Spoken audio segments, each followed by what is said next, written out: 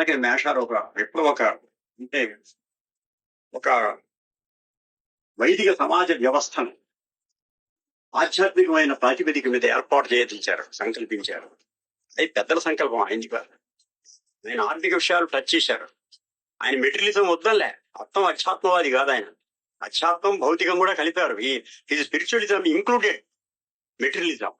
అంటే శరీరం కూడా బాగుండాలి కదా, అందుకే హోమియోపతి చేపట్టారు. మనసు బాగుండాలి, ప్రాణం బాగుండాలి. కనుక మనం కూడా టెక్నాలజికల్ అండ్ సైంటిఫిక్ డెవలప్మెంట్ సాధించాలి. But should not master us, we should not be enslaved to science. మనం సైన్స్ కి, ఆధునిక నాగరికతకు, అభివృద్ధికి బానిసలం కాకూడదు. పదార్థం మ్యాటర్ కూడా it is a grossest state of spirit కదా. చైతన్యం యొక్క స్థూల స్వరూపమే ద్రవ్యము, ద్రవ్యం యొక్క అఖండమైన సూక్ష్మ స్వరూపమే చైతన్యం. రెండు ఒకటే. అట్లా science and spirit and science of matter ని ఒకటి చేశారు ఆయన. కనుక శరీరాన్ని కూడా పట్టించుకొని ఇతరుల శరీరమునకు ఒక ఆమె సందర్భం వచ్చింది. మా గుంటూరులో ఆయన ఉపన్యాసం చెప్తుండగా, ఇతరులకు సేవ చేస్తేనే భగవత్ సేవ అన్నారు మేషారు ఏదో. నెక్స్ట్ ఒక ఆమె లేచి సబ్స్క్రిప్షన్, మన జీవితాన్ని సబ్స్క్రైబ్ చేయాలా ఇతరుల సర్వీస్ కి, క్షేమానికి అన్నారు మేషారు. ఆమె అన్నది చాలా గొప్ప. I'm subscribing noble thoughts for the welfare of the humanity అని. నోబుల్ థాట్స్ అంటే మేషారు వెంటనే నది. దాన్నే మన వాడు కెంట్ గారు చెప్పారు, సల్ఫర్ లో ర్యాగ్డ్ ఫిలాసఫర్ అని కదా. అటువంటి ఆలోచన కాదమ్మా, ఓ పని చెయ్యి, నీ భోజనం కూడా నోబుల్ గా థింక్ చేయి, తింటున్నానని అన్నారు. చచ్చింది. ఇతరులకు భోజనం పెట్టే విషయంలో భోజనం పెడుతున్నానని మనసులో అనుకుంటాం, అందరూ బాగుండాలని మనసులో అనుకుంటాం, ఏం పని చేయకుండా. కానీ మన భోజనం విషయంలో అట్లా అనుకోం కదా. అట్లకే మన భోజనం అంటే ఇతరుల భోజనం, మన ఆకలే ఇతరుల ఆకలి తెలుసుకోండి అని చెప్పేవారు ఆయన. లేదా మెటీరియలిజంతో ఇంక్లూడ్ అయిన spiritualism, materialism at the cost of spiritualism. అధ్యాత్మత, ఆత్మవికాసం, పరమ ప్రేమ, జ్ఞానము ఇవి పోయినా సరే నేను డబ్బు సంపాదించి, ప్రాపక సంపాదించి పైవాడు కావాలనేది ఒప్పుకోలేదు. అట్ల మాత్రం చేత ధనాన్ని, ఆహారాన్ని, మన నాగరికతను ఆయన కాదనలేదు. ఇది ఎంతవరకు అంటే మనం కూడా బ్రహ్మజ్ఞానము, ఆత్మవికాసం పొంది విశ్వజనీయ కుటుంబం ఏర్పడటానికి ఇది దోహదం చేసేంత వరకు materialism must contribute to the growth of spirituality. అంతవరకు దీన్ని లిమిట్స్ ని మనం అంగీకరిద్దాం అన్నారు మాస్టర్ గారు. ఆయన జీవితంలో అన్ని కూడా సమన్వయించుకుంటూ వచ్చారు. అట్లాగే Symbiosis of plant Kingdom, mineral Animal Kingdom అంటే హ్యూమన్ కింగ్డమ్ అది చెప్పారు. సింబయాసిస్ ఆఫ్ ధర్మ, అర్థ అండ్ కామా చెప్పారు, అన్ని చెప్పారు. అట్లాగే ఆయనే ఒకసారి చెప్పింది, ఆయన composition of wisdom and love అన్నారు. జ్ఞానం, ప్రేమ అనే రెండు కిరణముల సమాహార స్వరూపమే మాస్టర్ విద్య గారు. మీ అందరికీ తెలుసు, 5000 ఏళ్ళు వేదవ్యాసుడు తర్వాత ఇంతటి జ్ఞాని జన్మింపలేదని.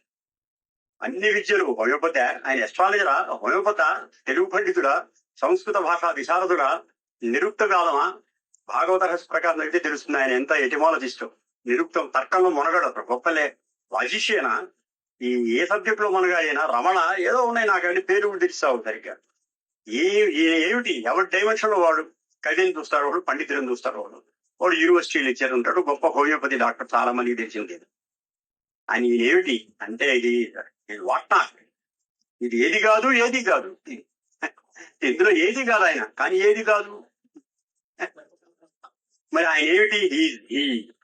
ఆయనే. ఆయన అసలు స్వరూపం ఏమిటంటే, నీకంటే నన్ను అడగవద్దు, నా అనుభూతిది, మీకు కూడా నచ్చితే స్వీకరించాలి, లేదో అని వస్తాడు. ఆయనంటే ఏమిటి? ఈజ్ అయాం, నేను అని సర్వాంతర్యామైన ప్రిన్సిపల్ ఏదైతే ఉందో అదే ఆయన.